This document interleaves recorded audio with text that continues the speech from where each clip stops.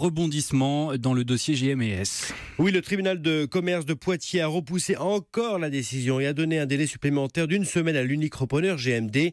Ce énième rebondissement épuise les salariés qui savent que même si l'offre est acceptée, une grosse partie d'entre eux devront quitter l'entreprise.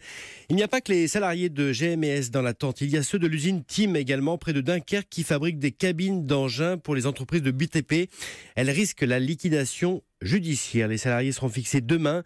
500 emplois sont menacés et autant d'emplois indirects qu'ils se disent oubliés, Kevin Cuillier. L'usine entourée par des champs est quasi déserte. À l'entrée, des amas de cendres, de détritus et de pneus brûlés. Souvenir d'une grève vite abandonnée. À l'intérieur, plus aucune cabine d'engin de travaux publics ne sort des ateliers.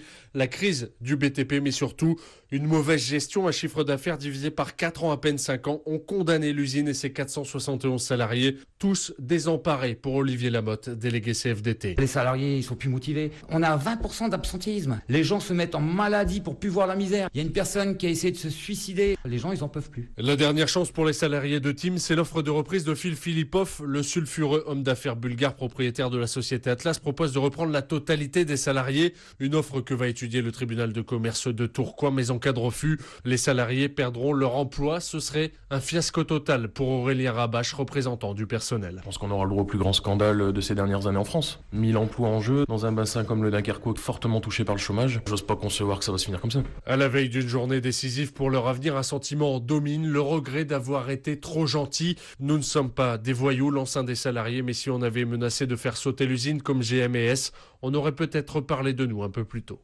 Kevin Cuillier.